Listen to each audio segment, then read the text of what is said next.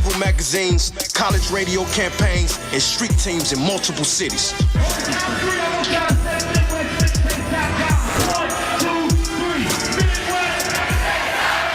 What's good? This is Kelby Cannon, publisher of Making It Magazine, here to let all my independent artists, producers, and DJs know about MakingItMag.com. Not only are we Atlanta's #1 magazine for the urban music industry, but we're a national platform that provides real opportunities, real exposure, and real industry connection. Just log on to MakingItMag.com, sign up for your membership, and start submitting music to get booked on major shows, magazine features, radio interviews, sponsorships, and more great opportunities. That's MakingItMag.com, doing dope stuff for dope artists, 10 years strong. It's going down. Here's another exclusive interview on K-100 Radio. Okay. Yes, that's you. You're the winner. Chicken dinner. Because you're over here rocking with us. And you are a winner because you're rocking with K-100 Radio. And we appreciate it. Thank you very much. Again, this is another direct line interview. We're getting ready to chop it up with another independent artist that's on the grind that was brought to us. All right. This is Chanell J. Wilson, and we're going to bring her on the air right now. Chanell, what's going on? What's happening? Yes, hi. Thank you so much, DJ Bosom. Hey, I'm not a DJ. I'm not. Don't call me that because I don't want to respect. Oh, you're not? No. I'm the program director, and I'm also an on-air host, but I'm not a DJ. All right, because I'm not finna cut nobody's records or nothing. I'm just gonna play it. I'm just gonna hit play on the button. I'm gonna leave all that to all my DJs that really, really in the craft. You know what I'm saying? So I want to make sure you don't call me. Understood. All right, thank you. But I thank you for at least trying to put that respect on my name. Appreciate you. Appreciate you. You know what I'm saying? So Blizzum is just fine. Blizzum is fine. But listen, first of all, welcome to the broadcast. Again, thank you for your patience for our slight delay at the beginning of this direct line series so we can get our phone line straightened out. So I appreciate you being patient. Thank you for coming on to the show. I'm going to extend you the same courtesy. Pause. Stop that background music. And go ahead and introduce yourself to our listening audience. Tell them who we rocking with right now. You got it. Okay. Yes, I'm Chanell J. Wilson. I'm from Northern California, East Oakland. I'm an East Bay girl at heart, and I've been writing songs and poetry since I was 13 years old and performing since I was 3. All right. Since you were 3? Yes. Okay. So, y'all, they got some video of that? What you was doing at 3, Chanell? At 3 years old, what were you doing? Really? What were you doing? Tell me. I want to know. I performed ballet, tap, and jazz with DC Dance Center in San Leandro, California. And so I did that for about 10 years, from 3 to 13. And we did all types of national and regional competitions. You know what? You sound like you tap dance, Chanell. You do. You ever see? You know, she speaks so well. You remember that joke back in the day? Anyway, I forgot what comedian was that. Yeah. Who was that? Anyway, I'm getting off subject. I'd like to have fun. I like my interviews to be jovial, as they say. So listen, no, seriously though, it kind of sounds like somebody came from a more prestigious background, tap dancing and stuff. So let's fast forward to where you're at right now.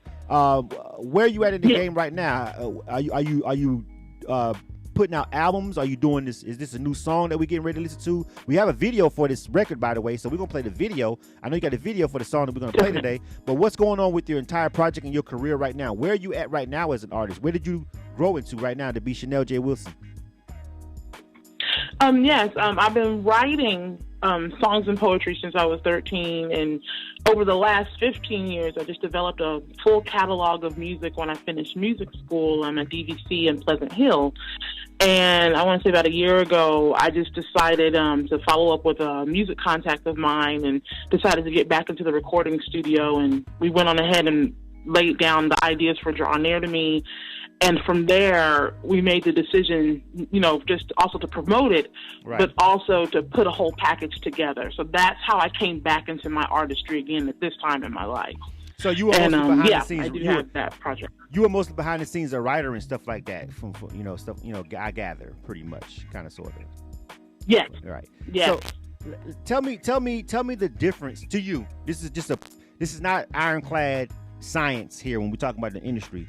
But tell me what's the biggest difference between dealing with people from a writer perspective and from an artist perspective, and whether it be media, whether it be other artists, the world, the fans, your interaction with people. Because to me, the songwriter world, even though it is definitely 100% a part of the industry, it is so far removed from a lot of the BS and a lot of the crazy stuff. And cats be sitting back there getting all the checks in the world and be standing right by you in Walmart. You know what I'm saying? And it's like a completely it's a part of the industry that I really wish that I would have just kind of sort of focused on way back in the day and just said, you know what, forget being in the front. Let me just pin all this stuff up. But tell me about the difference between your worlds and what made you want to cross back over and kind of come back out as an artist, leaving from being a songwriter. Yes. Well, the writer's world is definitely being disciplined to the craft of songwriting. I've always been a writer. And then when I went into music school, I took several intensive songwriting courses, going over structure, make format and structure, looking at the content of your lyrics. For me as a writer, I pull a lot of my writings from my journal writings, and then I've always been a student of human behavior where I just observe life. And then when I'm ready to tap into those melodies, I definitely will pull up that journal and then just try to jump right in. And so the writer's world is based on your craft and your discipline, because it is a disciplined act. Writers have to write, you have to create. And yes, you can live in stealth mode as a writer as well. Yeah. Versus, like you were asking about being an artist, the artist world, it's also a craft as well. But a lot of artists aren't writers, and I definitely come in contact with that a lot. I've had to come in on a lot of artist projects and rewrite some of their material based on their melodies. And a couple of independent artists that I've worked with in the Bay Area. And so, and it definitely is a craft. So with the artist side, it comes to being disciplined both in who you are as the artist, developing what that looks like, because it is a business, it's a brand, and then it's when you think of an artist, you think about a painter or somebody on a canvas. Well, it's the same type of position when you switch over to that, because then you have that label of recording artist. You are basically painting on a canvas your melodies on your digital audio workstations or however you're recording, and that then turns into your canvas at that point. And then you have to go out and perform it. Yeah, on top and of that's it. a whole nother craft right there, and being in the forefront. Right. So when you look at those two roles and making a decision on which way you want to go, it's based on your intestinal fortitude. It's based on what your desire is. I had to ask myself that in my early days when I stopped dancing and stopped performing for a while, and just laid into the writing. And I remember in 2006 we were planning on doing a release, and I had to get it together. I said, you know what? Right now I need to just write. I'm not ready to do this. Mm-hmm. And so I had to pull back, because I realized it was another legwork again as far as getting out there, performing, promoting, having that brand, being in the forefront, versus I can just, open up my laptop, go in my room with my keyboard and sit down and write, and nobody has to worry about who I am. They may see my name on the linear notes. Right, exactly. So, I mean, and that's a really good breakdown of the complete difference in worlds when it comes down to this industry in the writer's world and the artist world. Like I said, once you pin it, your work is done. You just sit back and if and when it take off, you just get that check, and it's just so just nonchalant and laid back. It's kind of like being the person who does the sound for movies and stuff. When you do, unless you're a personality, of course, you just sit back and watch the art and watch it all unfold, and you just be like, yeah, they couldn't have did it without me, but nobody knows that. You know what I'm saying? So, you have to kind of, it's a level of humbleness that it takes, man, to be a songwriter, because a lot of them be like, oh man, but that's my words, and I really made that song, and now I want to be a star too. Where's my deal? You know what I'm saying? And sometimes that works out, sometimes that don't. Anyway, you know what I'm saying? It works and it works. And I understand exactly what you're saying there. Yeah. So let's talk about the West Coast. Let's talk about where you're from. Let's talk about the Bay Area. A lot of great music. I'm a connoisseur of hip hop, but I do R&B is, of course, my next genre of choice. But it's been a lot of hip hop and a lot of R&B that's came from the West Coast and the Bay Area. What do you think about the state of the region right now, as far as musically goes? Some people say it fell all the way back off, and then Golden State brought everything back. I don't know. You know what I'm saying? But what do you think about the state of the area as far as music? The amount of I guess big time eyes and media and placements and rotation on radio, FM radio that is getting right now. You feel like y'all getting y'all just due right now? Everything is starting to change again. And so with every change, everybody has to kind of grab on and hold on and try to weather that change. And so one thing, me and my producer talk about it a lot, is how in the Bay Area we've got such a rich wealth of artists and entertainers and writers and production houses and companies just right in our little hometown. Mm-hmm. And with everything changing again in the industry, just, some things moving towards streaming, with the record labels all kind of, most of them folding, and then you only have a few left, and then you have to move into different deals. One thing that we just noticed with the Bay Area is we still have that same, it's laid back vibe, but it's, we have that blues funk background over here. And then of course, when you look at, our regional rap area as well. Mm-hmm. When I was back in music school, I used to go back to that. I hung out with a lot of different rappers. Just read a lot of hooks for a lot of Bay Area rappers, and so there's still a hunger as well. People are still definitely have a hunger to come out and innovate again, and that's what I'm noticing is about innovation. It's not so much that everyone's just trying to show who they are. They're trying to innovate. We're trying to basically, I don't say recreate what happened, but it's a whole new renaissance. We're moving into something new. So that's kind of what the industry, basically, that's what I notice is happening, is that we're moving into some form of innovation right now. All right. Because so much has happened and changed. Yeah. It has. And I mean, like I said, there's been legendary artists that come out of there on the hip hop spectrum. But, we're talking about, I don't know. I'm kind of like struggling to without associating them with just being artists, just trying to think of like great songwriters that have come out of the area. And it's not, since I'm not from there, I'm pretty sure I don't know a fraction of the ones that are really great that probably I have no idea who they are. But just trying to kind of, from the songwriter's perspective, think of people that came out of that area, and it's really tough.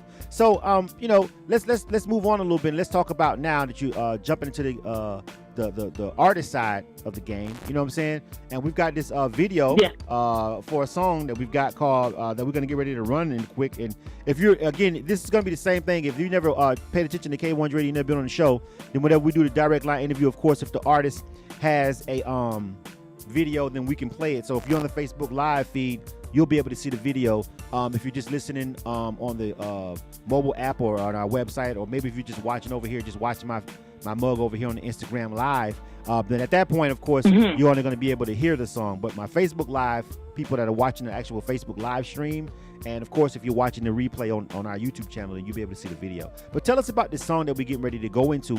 I want you to kind of set it up because it's something different. It's something that we just don't get a lot of over here at K-100 Radio, honestly. You know what I'm saying? As far as just the kind of song it is, the vibe it is. And so, I want you to set it up for us, you know what I'm saying, for my listeners and people that are checking us out right now. Tell us the song and how it came about, and give us a little bit of background on it. Sure. So the song is titled Draw Near to Me. I always label it is an R&B, soul, eclectic tune about getting close to the one you love. I wrote this song, I want to say almost a decade ago, back in music school. I had a little puppy love, a little infatuation, and I decided in that moment, I want to write about the feelings I'm having for this. Now, of course, nothing came about with the relationship, but I did record it at music school, and when I write my material, I always do a chord progression and my lyrics and my melody, and then I let a music friend hear it, Roy Graves. He's also one of the writers on it. And then when he heard it, he added the bass line and gave it all that rhythm section and all the mature sounds that you hear on it. Then we sat on it for about a couple of years. Then I had Hank Poetic Beats Marshall, someone I grew up with, and then he's also a very, very good producer out of the Bay Area, the Soup Kitchen. He took a hold of it, and he gave it a very commercial viable sound with the drops. The hip-hop undertones came back with more of the melodic elements. It has a very good chemistry now, the sonics of it. And so then we sat on it for a couple more years, and then I met up with Christopher Patton, who I am working with Alexis Records and Maya Media Services Group and Blue Groove Productions in Hayward. And so we sat down with it, and at this point, I had a child at this point, so I have already grown up and have experienced full love. So I had to approach the song very differently. And so we had to really go back and readdress the melody and readdress the lyrics and readdress the background. And once we did that, we came up with this creation that we have here, Draw Near to Me in its current form. And like I said, it's a song about getting close to the one you love, and I really enjoy it, and I hope you guys do too. All right, and just because you mentioned so much, you talked about chord progressions and years and people, different people handling and coming back and adding stuff up under it, and just so we understand and put it in context, most music that we get on this broadcast, most music that we're playing was like done in a day.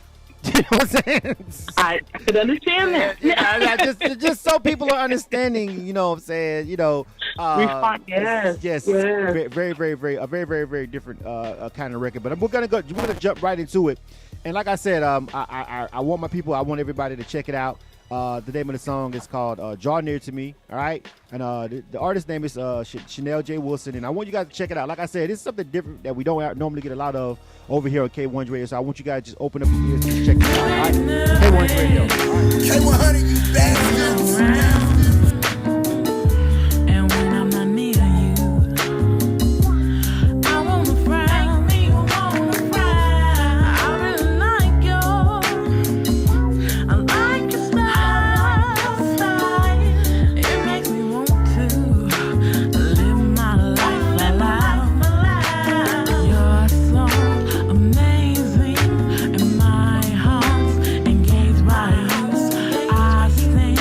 In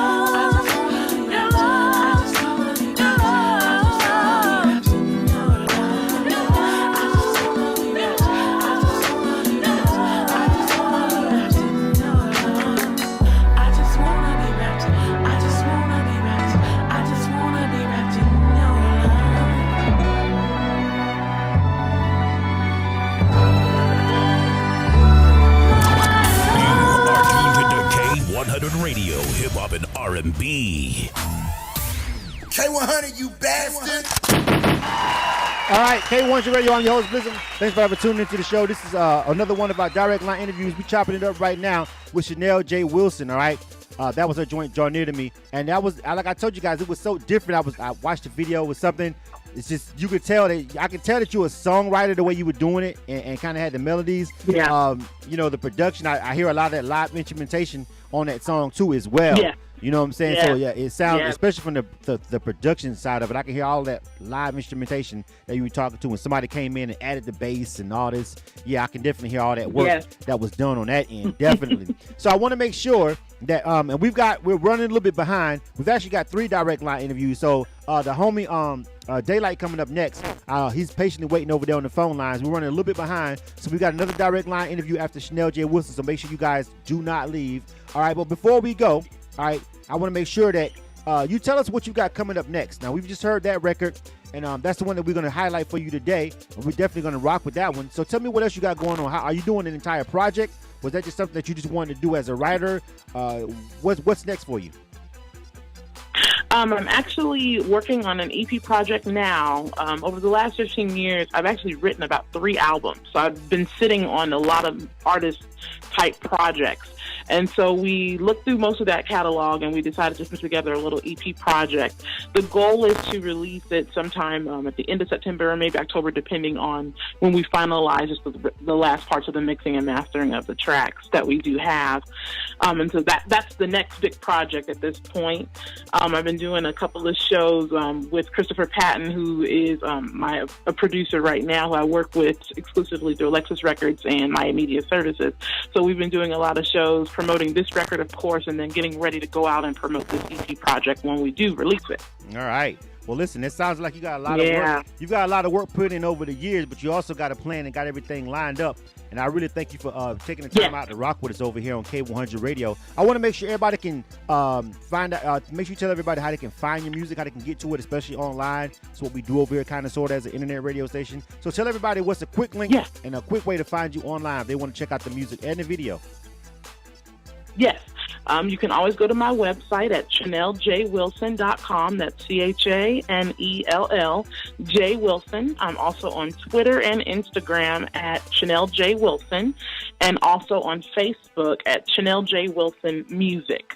And then you can also purchase the record on iTunes, Apple Music, Deezer, Tidal, CD Baby, and you can stream it on Spotify. Also, I believe Tidal as well. All right. Well, you got it already lined up and distributed, and you on deck. Yeah. All right. One other question. What about the tools on the internet? This is the last question. What is your main method of promoting the music online? Like, what is your main way? What is the most effective way that you've seen that really works when it comes down to kind of getting the music in front of the people? Just a question I like to ask people. It's a combination, and this is definitely when you focus on marketing campaign. Social media definitely helps. Definitely on Instagram. You can do little clips of you singing, YouTube as well. And that's just your social media to get your information out there, to get your music out there, to get people to have a taste of what you're doing. Also, I believe in performance. So doing types of showcases, if you go to your coffee houses, even open mics sometimes, but showcases, that's where you can create the memory and you can present your music, present your art at that moment. And then the people definitely will just take a hold of what you're doing and not just buy into it, but they'll believe in what it is that you're doing. They'll be moved by the expression. So I really notice right now in this day and age, it's a combination of both. Understanding how social media works, understanding how visuals work, and then also working on that showmanship and that craft and performing it as well. All right. Good answer. I like it. All right. Yeah. This is K100 Radio. Yeah. We chopping it up with Chanell J. Wilson. All right. And that's going to be a wrap for that one, ladies and gentlemen. All right. But thank you so much for having me. Absolutely. But don't go nowhere, y'all. Again, make sure you check her music out. Make sure you follow and connect with her on social media. All right. And rock with her. Very, very great conversation. Highly intelligent. She's so well spoken. I don't even know. I wanted to not cuss. I wanted to kind of, you know what I'm saying? Really put my, college education voice on, but to hell with that. This is K-100 Radio. I got to keep it 100. You know what I'm saying? I got to treat you like everybody else. Mrs. Wilson, I'm sorry. I'm sorry. Understood. All right, we'll see you next time, and we'll catch you on the ground, okay? All right? Okay, thank you so much. Absolutely. All right, next up.